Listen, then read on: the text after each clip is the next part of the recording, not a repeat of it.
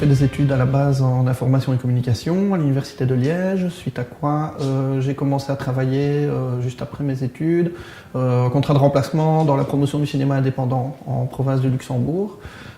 Suite à quoi après je suis passé comme animateur en centre culturel, là par contre dans la province de Liège, et ensuite je suis devenu coordinateur d'une équipe qui fait de l'éducation permanente, toujours en province de Liège, voilà.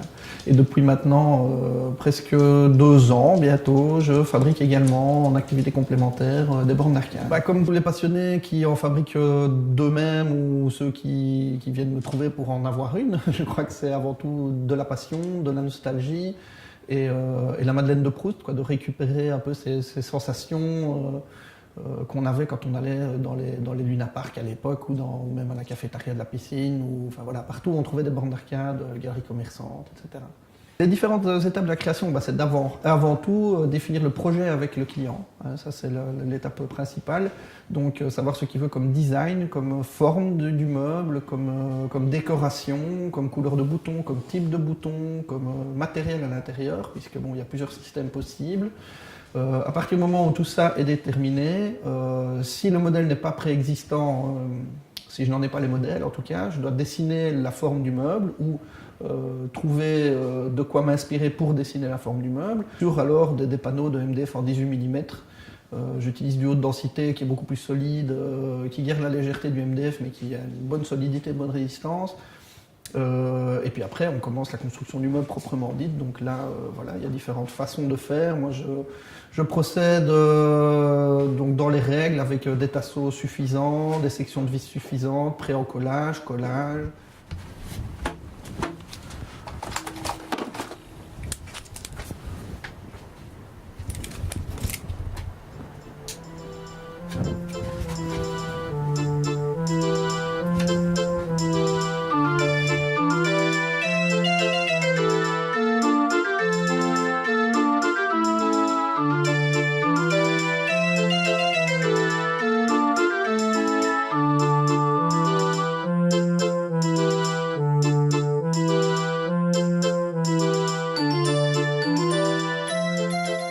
Oui, c'est symptomatique des années 80, enfin symptomatique en tout cas, c'est représentatif des années 80. Je pense que tous ceux qui ont vécu les années 80, d'ailleurs récemment il y a une série qui a beaucoup parlé d'elle, Stranger Things, dont la deuxième saison démarre dans une salle d'arcade. Ça revient petit à petit à la mode et dans l'inconscient collectif. Ouais.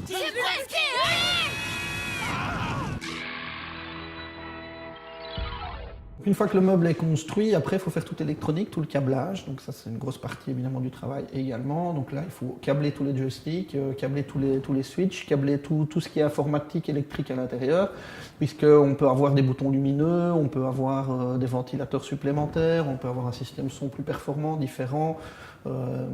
Voilà, j'ai envie de dire qu'il n'y a pas vraiment de limite. Si ce n'est évidemment le budget et l'envie du client. Donc il peut y avoir énormément d'extensions supplémentaires sur une borne. Voilà, il y a la pose de l'écran évidemment, la pose de la vitre, l'enchâssement de tout ça pour que ça tienne bien le coup, que ce soit bien solide et cohérent. Et alors évidemment, il y a tout ce qui est rainurage et moulure en plastique sur les côtés, les champs du meuble. Donc ça se fait à la défonceuse, et puis ça se pose, voilà, enfin je ne vais pas révéler tous les secrets non plus, mais voilà, tout ça demande de la patience, de la précision, et une bonne dose de temps, et voilà.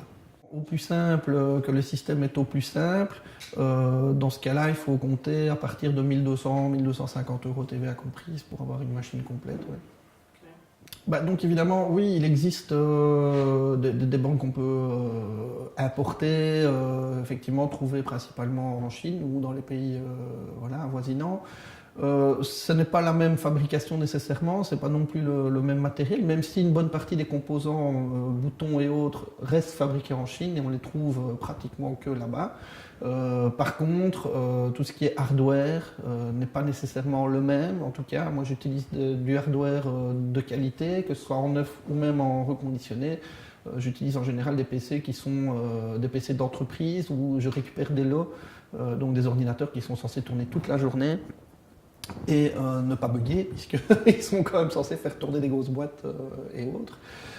Voilà, au niveau de la qualité des écrans, ça se joue aussi, au niveau de la qualité des joysticks de base, voilà, il y a toute une série de choses. Et puis surtout, évidemment, il y a la question des lois sociales. Voilà, si on fait un travail ici en Europe, on ne paye pas les mêmes lois sociales, c'est-à-dire que nous, on en paye beaucoup. Voilà, donc moi, je dois payer des impôts, je dois payer des lois sociales, je dois payer ma TVA, je dois payer un tas de choses.